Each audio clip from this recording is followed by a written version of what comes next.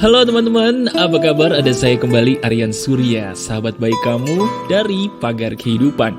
Nah teman-teman, kalau hari Jumat kayaknya nggak enak ya kalau kita tidak membicarakan segala sesuatu yang berhubungan dengan asmara atau percintaan. Iya.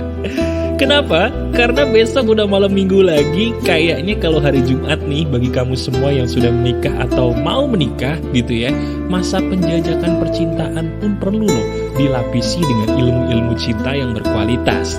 Nah bagaimanapun keadaan kamu saat ini teman-teman, ayo kita semangat yuk. Jangan putus semangat bagi kamu semua yang masih penuh tanda tanya soal percintaan. Kenapa? Karena saya Aryan Surya akan ada di telinga kamu kali ini untuk mengajak kamu berdiskusi mengenai sebuah topik, bagaimana sih cara yang benar untuk mendapatkan hati si dia.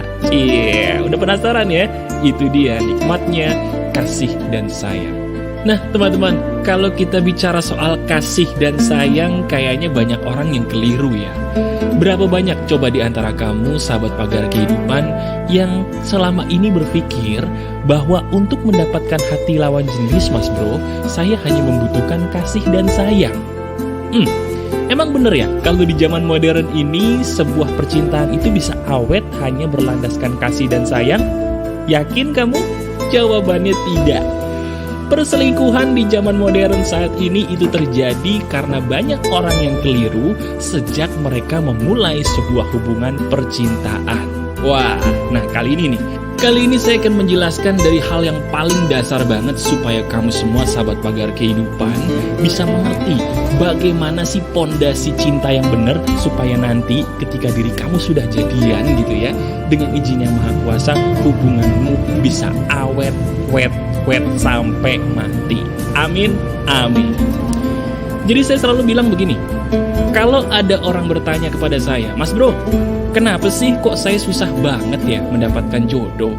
Kenapa kok saya selalu gagal terus gitu loh? Kalau ingin mendapatkan seorang kekasih, kok susahnya bukan main? Ada apa ya? Jawaban saya untuk itu semua adalah sederhana. Dirimu menjadi susah mendapatkan jodoh karena kamu salah di dalam melakukan penjualan.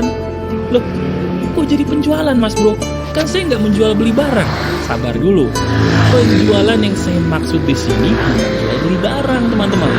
Penjualan yang saya maksud di sini justru adalah penjualan dirimu sendiri. Bener, apa yang kamu jual itu yang akan dibeli orang. Nah selama ini diri kamu jadi susah mendapatkan jodoh atau mohon maaf gagal terus karena tidak paham apa sih yang seharusnya saya jual supaya saya ini bisa mendapatkan pembeli, yaitu jodoh saya. Nah sekarang saya akan membagi menjadi dua bagian. Saya akan menjelaskan dulu satu persatu berdasarkan gender atau kelamin apa sih yang harus dijual seandainya kamu laki-laki dan seandainya juga kamu perempuan. Percaya atau enggak, laki-laki dan perempuan itu tidak akan pernah sama. Karena laki-laki dan perempuan itu tidak akan pernah sama, otomatis jika kamu ingin mendapatkan hati lawan jenis, dirimu harus menjual hal yang berbeda. Pertama, laki-laki. Laki-laki itu tidak perlu cantik. Loh mas bro, emang ada laki-laki cantik? Ada. Laki-laki cantik tuh yang mukanya kemayu, lenggak-lenggok, wanginya parlente banget, jalannya juga aduh gila cuy, kiri kanan, tapi laki dan dia normal. Tapi centilnya sama kayak perempuan, rajin ke salon, rajin mani-pedi, bahkan sibuk bener kayaknya ngurusin badan supaya enak buat dipandang. Aduh, itulah golongan lelaki cantik. Nah lelaki itu gak perlu cantik. Kenapa? Karena yang harus dijual laki-laki itu bukan fisiknya, tapi dalamnya atau yang biasa disebut dengan inner beauty. Nomor satu, wahai para laki-laki sahabat Pagar Kehidupan, yang harus kamu jual seandainya kamu ingin mendapatkan hati lawan jenis, juallah dalam dirimu dulu, inner beauty-mu bukan fisikmu. Itu dia. Nah selama ini kan keliru ya. Banyak cowok minder, aduh mas bro, kenapa?